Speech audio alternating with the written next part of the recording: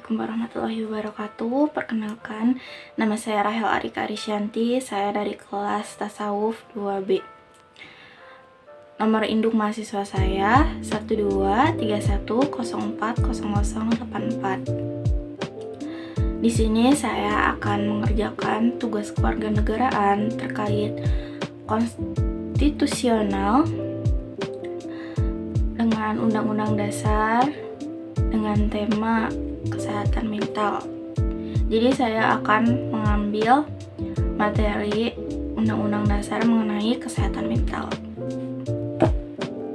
Undang-Undang Dasar yang saya kutip yaitu mengenai kesehatan mental dan berada pada Undang-Undang Dasar Negara Indonesia Nomor 18 Tahun 2014. Undang-Undang Dasar Negara Republik Indonesia Nomor 18 Tahun 2014 mengatur tentang kesehatan jiwa. Berikut adalah beberapa pasal yang mencakup tingkat umum dari undang-undang tersebut.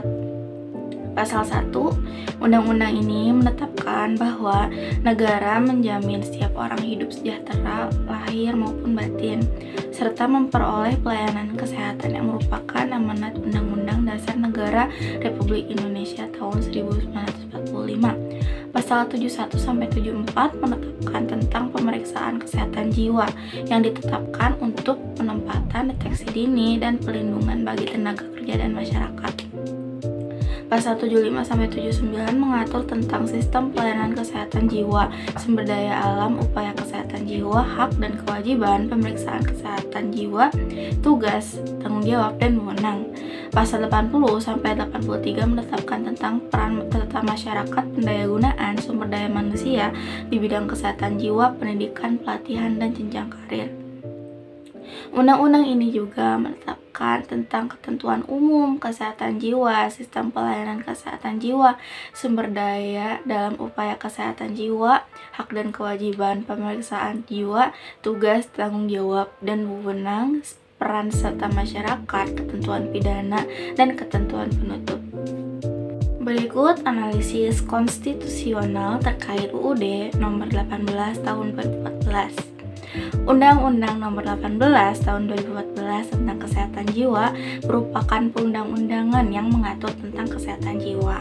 Analisis konstitusional terkait UU Nomor 18 Tahun 2014 terdapat dalam beberapa sumber yang menyatakan bahwa UU ini mengatur lebih lanjut ketentuan dalam Undang-Undang Dasar 1945 yang meliputi ketentuan mengenai pelayanan kesehatan jiwa.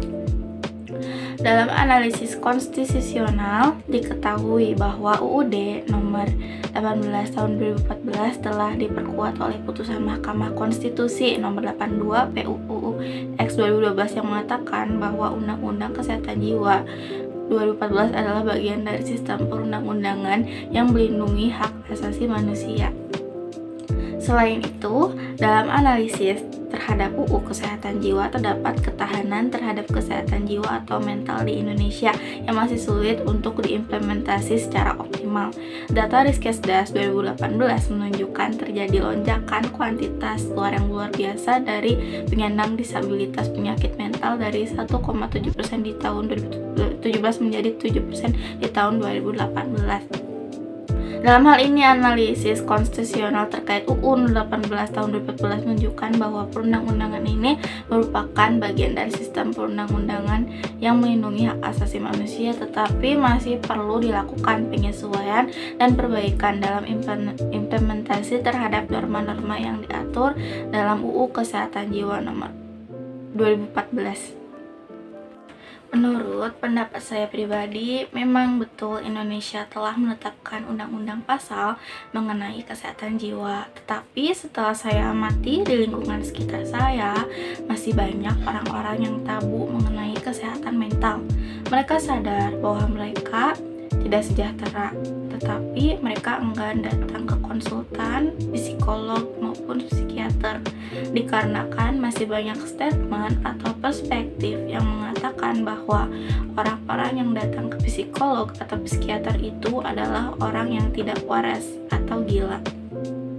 Padahal tidak seperti itu. Justru ketika kita sadar kita merasakan beberapa gangguan di dalam diri kita, terkhususnya mental, lebih baik kita langsung berkonsultasi kepada ahlinya daripada kita hanya melakukan self-diagnose yang berujung kefatalan. Menurut saya, kesehatan mental ini sangat penting sama seperti kesehatan jasmani. Karena ketika kita memiliki kesehatan mental yang buruk, otomatis tubuh kita akan merespon hal tersebut dan jasmani kita pun menjadi tidak sehat. Dan selain itu, banyak sekali kasus bunuh diri di Indonesia. Karena apa? Mereka itu tertekan secara batin dan rohani, tetapi enggan datang pergi ke konsultan, seperti psikolog maupun psikiater. Ketika kita datang ke ahlinya, pasti kita akan diberikan perawatan khusus untuk beberapa gangguan mental. Datang ke psikolog atau ke psikiater untuk meminta bantuan penyembuhan mental itu adalah hal yang sangat normal.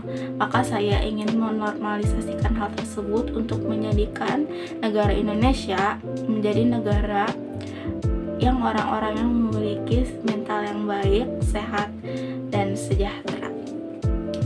Sekian dari tugas video yang bisa saya lampirkan. Untuk kesalahannya mohon dimaafkan. Wabillahi taufik wal hidayah. Wassalamualaikum warahmatullahi wabarakatuh.